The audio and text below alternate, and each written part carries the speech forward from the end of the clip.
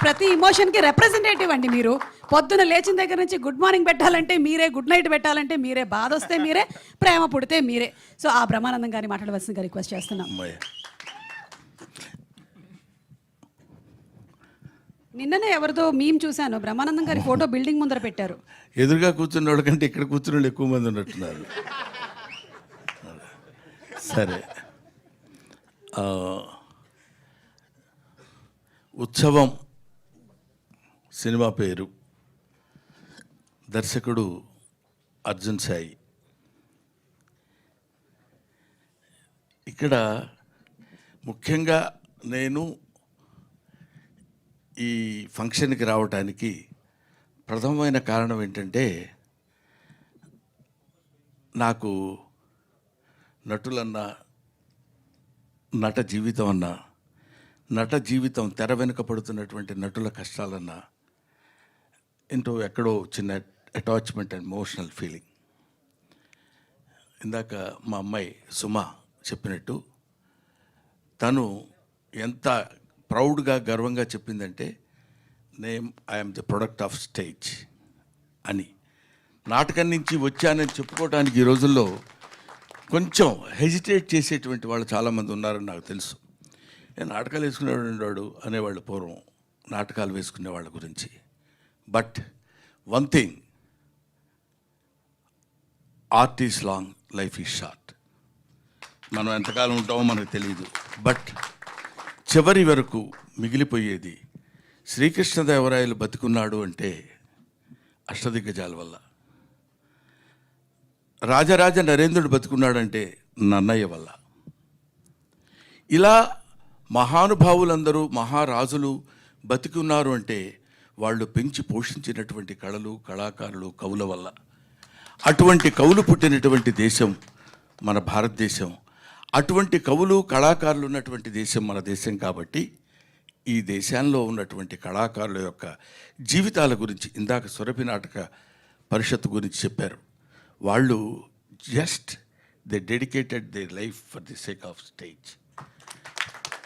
రంగస్థలం కోసం, రంగస్థలం మీదనే తండ్రి కొడుకులు వాళ్ళే, రాముడు రావణాసురుడు వాళ్ళే, అన్ని రకాలైనటువంటి విభిన్నమైన పాత్రల్ని పోషించి అలా అలా అలా చేతిలో పట్టుకుని ఆ వెలిగిపోతున్నట్టు ఆరిపోవటానికి సిద్ధంగా ఉన్నటువంటి రంగస్థలాన్ని ఇవాల్టి వరకు వెలిగిస్తూనే ఉన్నటువంటి ఆ మహనీయ కళాకారుల యొక్క హృదయాలకి శిరస్సు వంచి పాదాభివందన చేస్తున్నారు.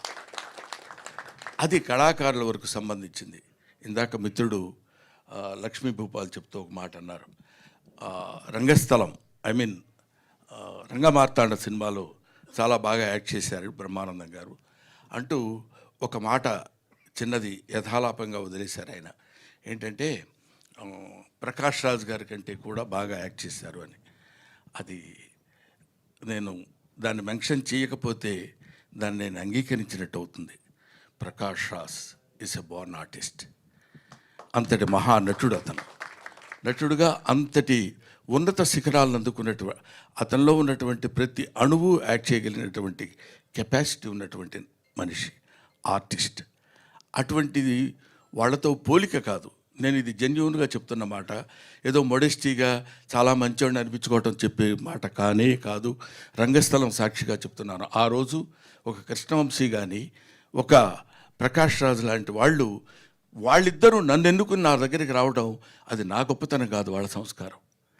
వీడి దగ్గర ఈ టాలెంట్ ఉంది అని వాడిని పట్టుకుని తీసుకొచ్చి నన్ను అలా పెట్టి మౌల్డ్ చేసి చూపించినటువంటి విధానంలో, అఫ్కోర్స్ అలా అని నేను చేతగానే ఆర్టిస్ట్నే కాదు, I got my own talent as an artist. కానీ దాన్ని పైకి ఎలివేట్ చూపించగలిగినటువంటి వాళ్ళు.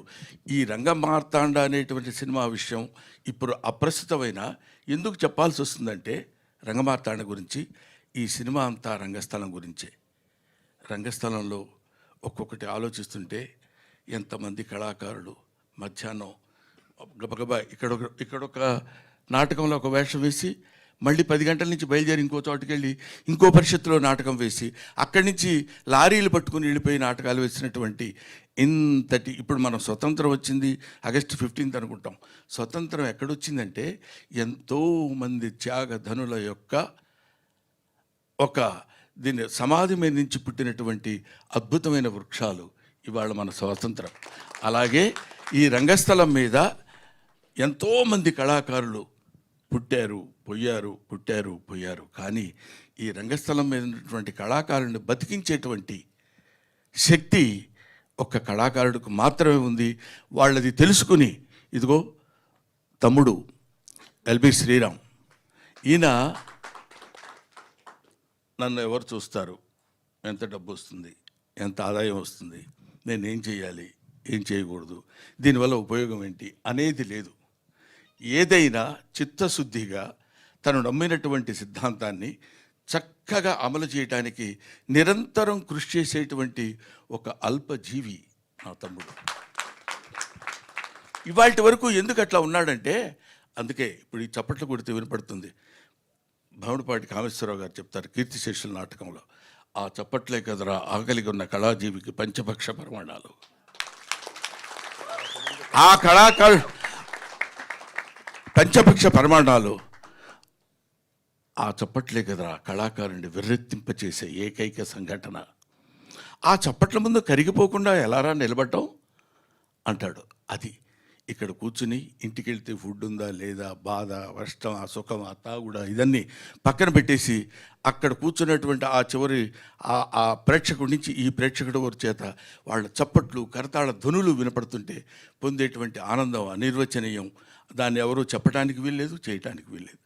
అంతటి మహనీయమైనటువంటి శక్తి సంపద కలిగినటువంటిది ఆర్ట్. అది ఆర్ట్. చాలామంది ఏమనుకుంటారంటే ఆర్ట్ అంటే ఏదో కళ అని, ఫైన్ ఆర్ట్స్ అంటే లలిత కళలు అని, లలితములైన కళలు అని, అంటే ఫైన్ ఆర్ట్స్ మృదువైన కళలు అని అనుకుంటారు. కాదు, లలితా గాయత్రి యొక్క అంశ చేత పొందబడినటువంటి కళలు లలిత కళలు. ఇది అందరికీ రావు, ప్రతివాడు నటించాలంటే కుదరదు. అది కొంతమందికి మాత్రమే. మా అమ్మాయి సుమ ఉంది. సుమ ఈరోజు అరే మాట్లాడితే ఏదో మలయాళం నుంచి వచ్చింది ఎన్నో, లేకపోతే ఇంకో చోట నుంచి అని కాదు. ఏదైనా తను నమ్మినటువంటి సిద్ధాంతాన్ని అలా పట్టుకుని మైకు రూపంలో ఇంతకాలం తనేదో గొప్పగా ఉంది అని కాదు, తను చేస్తున్నటువంటి నిరంతర కృషి. వింటున్నారో లేదో తెలియదు, మాట్లాడుతున్నారో లేదో తెలియదు, తనంతట తాను మలుచుకున్నటువంటి స్వయం శిల్పి సుమ. ఇటువంటి వాళ్ళు, ఎందుకంటే ఆ అమ్మాయిలో ఇప్పుడు ఇంతవరకు నాకు తెలియదు తన స్టేజ్ ఆర్టిస్ట్ అని. ఇలా చెప్తున్నప్పుడు ఓహో ఇటువంటి వాళ్ళు కూడా ఉన్నారా, మనకు తెలియని విషయాలు ఎన్ని ఉన్నాయో కదా అని. అది అద్భుతమైనటువంటి ఇటువంటి కళాకారులందరినీ ఒకచోట చేర్చి వీళ్ళ మీద ఒక సినిమా తీయాలని అనేటువంటి ఆలోచన రావడమే నిజంగా చిన్నవాడు అర్జున్ సాయి. వారికి నేను సిన్సియర్గా బాటమ్ ఆఫ్ మై హార్ట్, నా హృదయాంతరాల నుంచి అతన్ని అభినందిస్తున్నాను. ఎందుకంటే ఇందాక రైటర్ చెప్పారు, ఇక్కడ ఇలాంటి సినిమాలు ఎన్నుకోవాలంటే దానికి కొంచెం దమ్ము కావాలి, దానికి ఇది చెప్తూనే అట్రాక్ట్ చేయగలిగినటువంటి, అంటే మళ్ళీ సినిమాటిక్గా కావాల్సినటువంటివన్నీ డీల్ చేయటం. ఇందాక మా ఏం రత్నమ్మ గారు చెప్పారు. ఏం రత్నమ్మ గారు అంటే ఆ రోజుల్లో ఆయన వస్తున్నా అంటే దడదళ్ళాడిపోయేవాళ్ళం. ఆయన సినిమా ఏంటంటే అది మన ప్రకాష్ రాజు, మేము సంకల్పం సినిమాలో ప్రకాష్ రాజు మొట్టమొదటిసారి ఎంట్రీ, ఆ తర్వాత నా ఎంట్రీ. అంటే ఇంచుమించు ఇద్దరం అప్పుడప్పుడే సినిమా ఇంట్రెస్ట్లోకి వచ్చిన వాళ్ళం. ప్రకాష్ రాజు ఆ సినిమాలో ఇంట్రడ్యూస్ చేశాడు ఆయన. అలా కనపడుతున్నాడని మామూలుడు కాదు, ఒక మాటలో చెప్పాలంటే పొట్టోళ్ళు తక్కువోళ్ళు కాదు. కాబట్టి అటువంటి అలాగా ఉన్నటువంటి వ్యక్తుల్లో వీళ్ళల్లో ఉన్నటువంటి ఒక ప్రకాష్ రాజ్, వాడిలో ఉన్న జీల్, వాళ్ళందరినీ పట్టుకుని ఎలా మేనేజ్ చేసుకొచ్చాడు అనేది ఊరికి అందరికి కలిపి ఇంటికి భోజనాన్ని పిలిచి భోజనం పెట్టి పంపించే లోపే గిలగిల్లాడిపోతాం. అటువంటిది ఒక సినిమా అనేటువంటి మహాయజ్ఞాన్ని, దాన్ని ఈ సినిమా అంటే మీకు ఎలా ఉంటుందో మీకు తెలుసు, నాకు తెలుసు, ప్రత్యేకంగా చెప్పాల్సిన అవసరం లేదు. ఇంతమంది నటీనటులను ఒక చోట చేర్చి వాళ్ళందరి మనోభావాలు ఎలా ఉంటాయో కనుక్కోగలిగినటువంటి వాడు అర్జున్ సాయి. అలా పట్టుకుని వాళ్ళందరినీ తీసుకొచ్చి, నేను ఒక్కడనే ఈ సినిమాలో బహుశా ఈ విగ్గులు లేకుండా ఉన్నాడు నేనే అనుకుంటా. న్యాచురల్ కాదు, అదేదో ఏదో చెవులు ఊదాడు అర్థం కాలేదు. నేను కూడా అర్థమైనట్టు యాక్ట్ చేయాలి. అది ఈ తర్వాత సినిమా అంతా అయిపోయింది కదా, రిలీజ్ రెడీగా ఉంది కదా, మొన్న వచ్చాడు ఇంటికి. ఎస్వి రంగారావు గారు గెటప్ ఉందండి, అదొక్కటి గురుగారు అంటాడు. ఆ ఫేస్ చూడగానే కుదరదు అనాలనిపించదు. అలా పడిపోతాం, మనకు తెలియకుండానే పడతాం. అలా పడేశాడు ఇంతమంది ఆర్టిస్టుల్ని, ఇంత పెద్ద పెద్ద టెక్నీషియన్స్. అంటే మామూలు విషయం కదా. ఒక అనూప్ రూబెన్స్ కానీ, తర్వాత మన గౌతమ్ ఎవరు రసూల్ ఎల్లోరా, అవి చూస్తుంటేనే ఒక అద్భుతమైనటువంటి వాళ్ళందరినీ పట్టుకుని ఇతనైనా ఇవన్నీ చేయించింది అనే అనుమానం మనకు కలిగే విధంగా ఒక అద్భుతమైన సినిమా తీశాడు. ఇది నిజంగా ఉత్సవమే. ఇది ఇలాంటి సినిమాలు బతకాలి, ఇలాంటి సినిమాలను మనం బతికించాలి అనేటువంటి అభిప్రాయంతో, ముఖ్యంగా నేను ఈ మధ్య I made it a principle. ప్రతి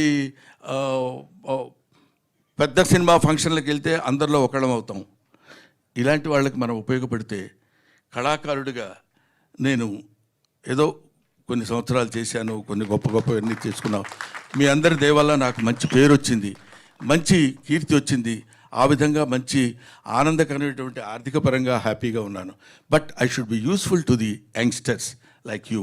మీలాంటి కుర్రాళ్ళకు ఉపయోగపడాలనే అభిప్రాయంతో మనవాడు పిలవగానే, అంటే కొంచెం గొప్పగా చెప్పాలంటే నిన్ననే బెహ్రెయిన్ నుంచి వచ్చాను, అయినా సరే నేను ఇక్కడికి వచ్చానంటే నేను ఎంత గొప్పవాడినో మీరు ఆలోచించండి అని చెప్పాల్సిన పరిస్థితి కాకుండా, అతను రాత్రి 11:30, 12 గంటలకు వస్తే, గురువుగారు అది చిన్న అదే applying voice, commanding voice, begging voice, Jabardasth voice తెలీదు. నేను చెప్తాను, ఇమిటేట్ చేసి మీరు వినండి. గురువుగారు ఎవరు? నేను గురుజీ అని. నన్ను మర్చిపోయారా మీరు? ఒక ప్రియురాలు ప్రియుడితో అంటే చూడండి, నన్ను మర్చిపోయారా మీరు? ఇంకెందుకు ఈ లైఫ్, నా జీవితానికి ఇది ఎందుకు అన్నట్టు. అంటే ఎవరు? మళ్ళీ నిద్రలో ఉంటాం 12:30, 1 గంట, అప్పుడు పొద్దున్నే చెప్పడానికి, గుర్తు చేయడానికి. అవునమ్మా, నేను అర్జున్ చెప్పమ్మా. ఏం లేదు గురించి, రేపే మంది ఒకసారి మీకు గుర్తు పడుకున్నట్టున్నారు మీరు. నేను అర్ధరాత్రి పూట లేచి అటు ఇటు తిరుగుతుంటాం రోడ్ల మీద, అనుకోబోదు చెప్పండి అని మీరు బాగా డిస్టర్బ్ చేసినట్టున్నారు, ఏమనుకోవద్దండి అని చెప్పి డిస్టర్బ్ చేయాల్సినంత చేసి, ఆ తర్వాత అంటే అది మాకు కందుకూరు వీరేశలింగం గారు ఏదో దీనిలో చెప్తూ, దెబ్బ తగిలితే ఎవడన్నా కొరడాతో కొట్టాడు అనుకోండి, చర్రమ రియాక్ట్ అయిపోతాం. ఏంట్రా అంటే కొడుతున్నావు ఏంటి అని గట్టిగా అడగగలం. ఓ అమ్మాయి వెళ్తున్నప్పుడు జడ అలా తగిలి వెళ్ళిపోయింది అనుకోండి, దెబ్బ తగులుద్ది కానీ అది అర్జున్ సాయి. సో ఇటువంటి అద్భుతమైనటువంటి కళాకారుల యొక్క జీవితాల గురించి చెప్పి, ఆ జీవితాల్లో ఉన్నటువంటి విషయాలన్నింటినీ నిజంగా ఒక్కొక్కళ్ళు అద్భుతమైనటువంటి నటన ప్రదర్శించారు. It is going to become super duper hit. ఇవాళ నేను చెప్తున్నాను, మీరు నోట్ చేసుకోండి. ఎందుకంటే విభిన్నమైనటువంటి కథల్ని, వైవిధ్యమైనటువంటి కథల్ని ఆదరించేటువంటి రోజులు ఇవాళ వచ్చాయి. కాబట్టి అటువంటి స్థితి ముందు ఆయువు పట్టైనటువంటి, బేస్మెంట్ అయినటువంటి భూదేవి లాంటిది మన రంగస్థలం. కాబట్టి దాన్ని మీరు తప్పకుండా ఆదరించాలని, మీరందరూ ఆదరించే నటుడిగా నేను మనస్ఫూర్తిగా కోరుకుంటున్నాను. అది ఆ తర్వాత ఇక్కడ ఉన్న వాళ్ళందరికీ, హీరో నా గురించి ఏం చెప్పలేదు ఏంటంటే, పెద్ద తెలియదు నీ గురించి నాకు, అందుకని నేను ఎక్కువ చెప్పలేదు, ఏమనుకోవద్దు. బట్ హీరో లుకింగ్, హీరో అనకూడదా? అనొచ్చు. హీరో అంటే దిలీప్ సార్ అంటున్నాడు. దిలీప్ అంటే నా ఫ్రెండ్ అనుకుంటారయ్యా, హీరో కాదు. ఇప్పుడు రవి గారు ఉన్నాడు అనుకో, మామూలే మా ఫ్రెండ్ అని, మిస్టర్ రవి అని లేకపోతే అనొచ్చు. గబుక్కున హీరో గారు అంటే ఆ స్టేటస్ వేరు, ఆ పద్ధతి వేరు. గబుక్కున దిలీప్ వెరీ గుడ్, బాగా చేసేవా, నువ్వు పైకి వస్తావు అని ఇదంతా భుజాన వేసుకుని లేనిపోయింది అనవసరంగా మాట్లాడటం తప్పు అవుద్ది. కాబట్టి ఎనీవే, నాకు ఈ అవకాశాన్ని ఇచ్చిన అనే మాట మన ప్రతి చోట రంగస్థలం మీద మాట్లాడే మాటే కాదు. నిజంగా నాకు ఈ రంగస్థలం గురించి, ఈ ఉత్సవం గురించి, ప్రతి దానికి అతను తీసుకున్నటువంటి శ్రద్ధ గురించి, దర్శకుడు పడినటువంటి కష్టం గురించి మాట్లాడటం కోసమే నేను ఇక్కడికి వచ్చాను. ఇది నాకు ఒక అవకాశం కింద భావించాను. Thank you very very very much. Thanks a lot. Thank you so much Brahmanandam గారు. ఈరోజు ఈ కార్యక్రమంలో మాలాంటి యూత్ అందరి గురించి ఇంత ఉత్సాహపరుస్తూ మాట్లాడినందుకు ధన్యవాదాలు తెలియచెప్తూ ఉన్నాము. Thank you very much.